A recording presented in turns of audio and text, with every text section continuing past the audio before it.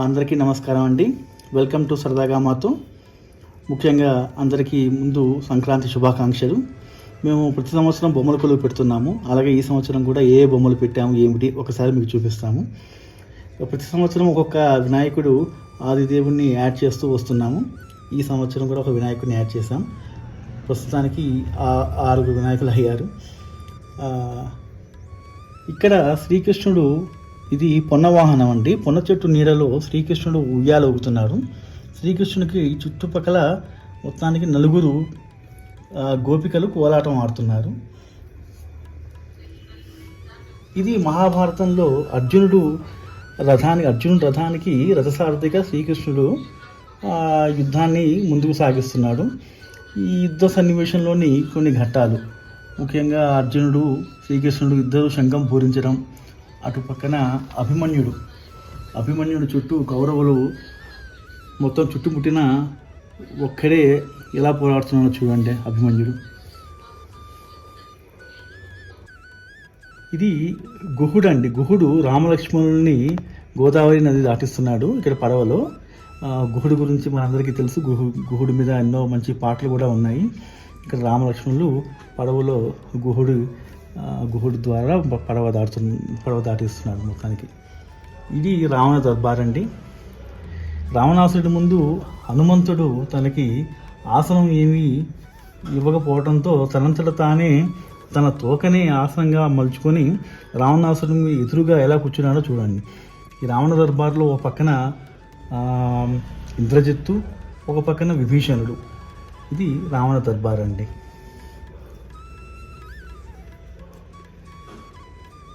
ఇతను కుంభకర్ణుడు. ఇతనికి 6 సంవత్సరంలో 6 నెలలు భోజనం చేయటం, 6 నెలలు హాయిగా నిద్రపోవటం. ఈయన యుద్ధానికి సిద్ధం చేయడం కోసం ఇక్కడ సైనికులు విఫలయత్నం చేస్తున్నారు. రకరకాల వాద్యాలతో ఆయన నిద్ర లేపడానికి ట్రై చేస్తున్నారు. అలాగే ఒక పక్కన మంచి పిండి వంటలు చేసేసి ఆ ఘుమఘుమలతో అయినా సరే ఆయన లేస్తాడేమో, యుద్ధంలో పాల్గొంటాడేమో అని అలా కూడా ట్రై చేస్తున్నారు. ఇది కుంభకర్ణుడు. ఇది రామసేతు నిర్మాణం అండి. ఇక్కడ వానరులందరూ వాలి కుమారుడైన అంగదుడు, జాంబవంతుడు అందరూ కలిసి, శ్రీరాముడు, హనుమంతుడు అందరూ కలిసి ఇక్కడ రామసేతు నిర్మాణం చేస్తున్నారు. ఇక్కడ ఆ నిర్మాణానికి సంబంధించిన రాళ్ళండి. ఇది రామసేతు నిర్మాణం. తర్వాత యుద్ధంలో ఇంద్రజిత్తు బాణానికి లక్ష్మణుడు మూర్చిపోవటం, దానికి ఆంజనేయ స్వామి సంజీవిని పర్వతాన్ని తీసుకురావటం, లక్ష్మణుడి ప్రాణాలు కాపాడటం, ఆ సన్నివేశం ఇక్కడ. తరువాత సీతాదేవి అశోకవనంలో ఒంటరిగా విలపించటం, ఇది ఆ ఘట్టం. తర్వాత శ్రీరామచంద్రుడు యుద్ధంలో రావణాసురుని చంపడం, తర్వాత సీతాదేవితో పట్టాభిషేకం, ఆ పట్టాభిషేక ఘట్టం ఇక్కడ. ఇది క్షీరసాగర మధురం ఘట్టం అండి.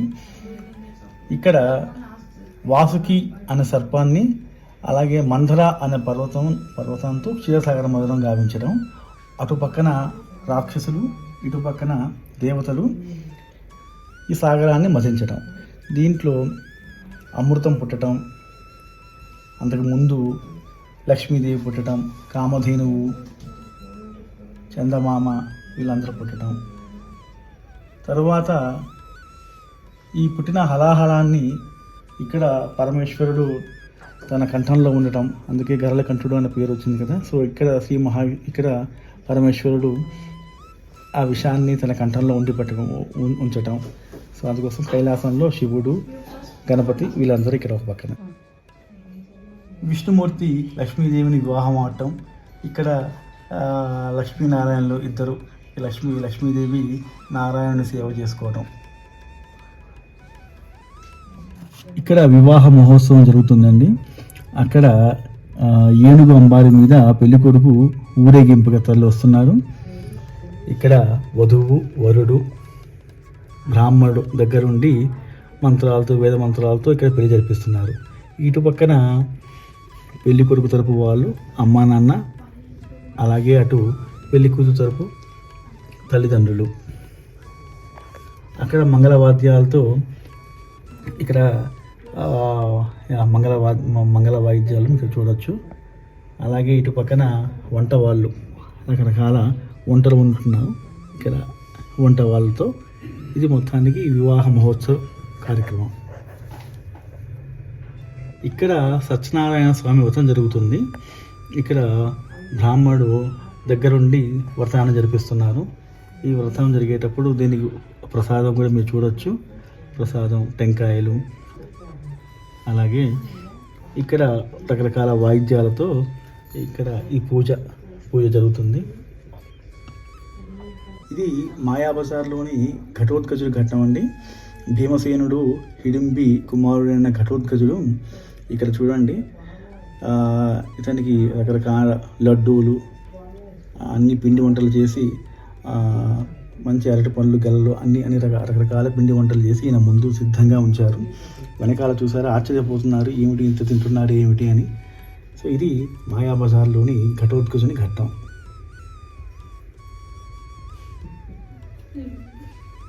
ఇక్కడ అష్టలక్ష్మిలండి. ముందుగా ఆదిలక్ష్మి, ధనలక్ష్మి, ధాన్యలక్ష్మి, గజలక్ష్మి, సంతానలక్ష్మి, ధైర్యలక్ష్మి, విజయలక్ష్మి, విద్యాలక్ష్మి, ఇందులోని మొత్తానికి అష్టలక్ష్ములు ఇక్కడ కొలువై ఉన్నారండి. ఇది ఒక పల్లెటూరి ఘట్టం అండి. ఇక్కడ సంక్రాంతి అంటేనే రైతుల పండగ. ఈ రోజే ధాన్యం అంతా చేతికి వచ్చి రైతులందరూ పంట నుండి ధాన్యాన్ని తీసుకొచ్చేసి ఇళ్ళకి తీసుకొస్తారు. ఇక్కడ మీరు చూస్తే ఎడ్ల బండి మీద ధాన్యాన్ని ఇంటికి తీసుకురావటం. ఇక్కడ ఈ పల్లెటూరులో మీరు చూస్తే చక్కని ఇల్లు, ఇంటి ముందు ఇక్కడ గంగిరెద్దులు ఆడేవాళ్ళు, ఆవిడ వాళ్ళకి కొంచెం బియ్యం, బట్టలు పెట్టడం. ఈ పల్లెటూరులో ఒక అందమైన దేవాలయం, అక్కడ ఒక చక్కని ఇల్లు, ఇంటి ముందు చూసారా చక్కగా ఉంది బావి, ఇంటి వెనకాల పెరట్లో ఒక చెట్టు, బియ్యం విసురుతూ ఉంది. ఇక్కడ హరిదాసులు ఇంటి ముందు హరిదాసుకి బియ్యం వేయటం. ఎందుకంటే సంక్రాంతి అంటేనే రైతుల పండగ కాబట్టి, ఈరోజే ధాన్యం అంతా ఇంటికి వస్తుంది కాబట్టి పల్లెటూరులోనే నిజమైన సంక్రాంతి మనం చూడగలం.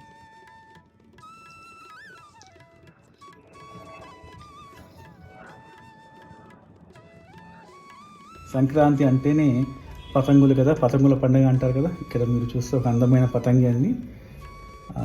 అలాగే ఇటు పక్కన శ్రీకృష్ణుడు అండి. శ్రీకృష్ణుడికి ఇటు పక్కన చిరికత్తలు, శ్రీకృష్ణుడి పైన ఒక అందమైన గొడుగు, పక్కనే దత్తాత్రేయుడు, అలాగే ఆంజనేయ స్వామి. ఇది సంక్రాంతి అంటేనే ముందుగా మనకు గుర్తొచ్చేది బొమ్మల కొలువు. సో ఈ బొమ్మల కొలువు వల్ల మన రామాయణం కానీ, మన మహాభారతం కానీ పిల్లలకి విశిష్టత ఏమిటి, మన పండగ అసలు ఎందుకు విశిష్టత ఏమిటి అనేది చిన్నప్పటి నుంచి పిల్లలకు తెలుస్తుంది.